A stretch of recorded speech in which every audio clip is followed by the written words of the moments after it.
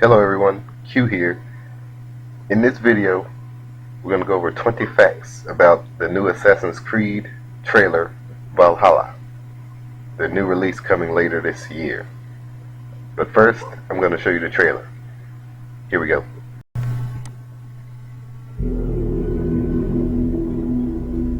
They are heartless.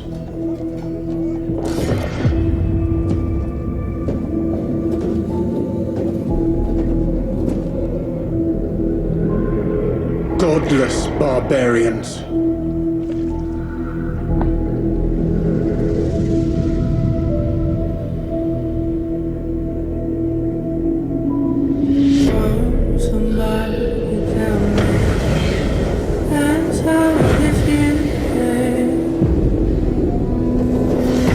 They murder and kill blindly.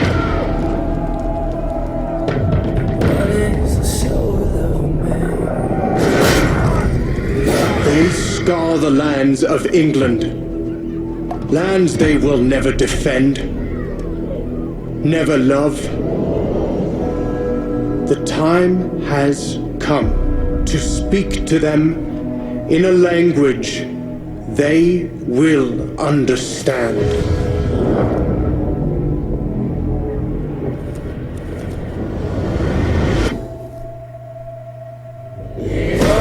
Somebody tell me.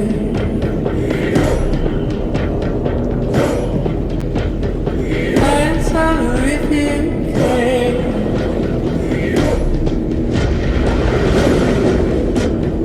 Oh, somebody tell me. Shield! What is the soul of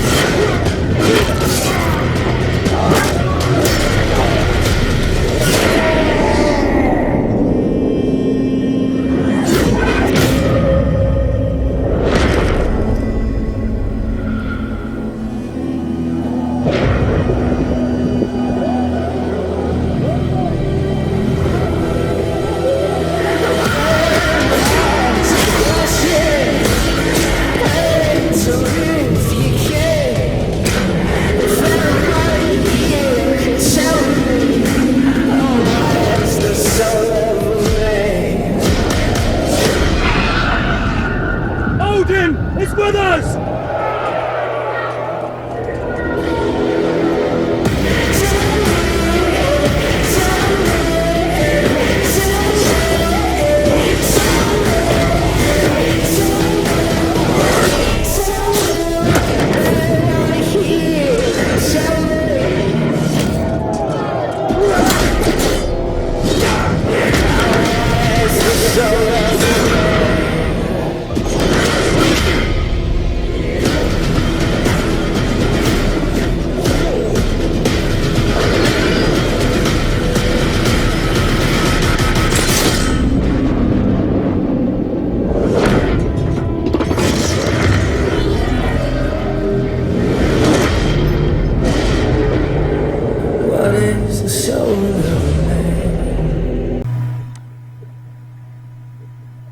Alright, here are 20 facts you need to know about Assassin's Creed Valhalla.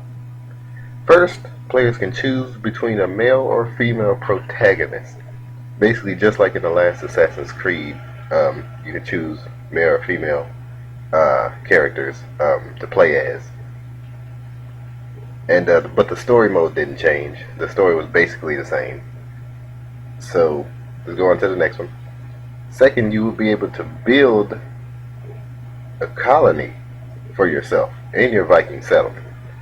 So you'll be able to build your own home and your own basically settlement for your Viking raiders, basically for your people, which is, I suppose, is going to be in England, but we'll go on that a little further here. The game will be on next gen and current gen consoles, PS5, Xbox Series X, and PS4, Xbox One, as well as Google Stadia and Play Plus if you care about those. Next, your Viking settlement will have upgradable objects and things such as weapons, blacksmiths, and even a tattoo parlor, just to name a few. So yeah, you could customize your own body, your weapons. You can also get different designs on your axe, which segues into our next fact. Tattoos, hair, face paint, and clothing are all customizable. That's obvious. Next, you will be able to customize your Viking raiders for your raiding parties. And you could also share them or use them in the game, obviously. So basically, if you're going raid someone else's another colony or foes or other assassins, you can customize your Viking raiders. Even their weapons can be customizable that you use, such as the flaming arrows and things like that. Next, political allegiances will have an effect on your story experience, such as personal relationships, which will be real lifelike, and it will be all based through dialogue choices. So the choices you make in the game will have an effect on your experience in the game, which is what a lot of games do these days. Next, the game will release alongside next-gen consoles holiday 2020, which is predicted to be. A lot of people say there are going to be delays, but we don't really know that yet. That's to be announced, if it's going to be announced.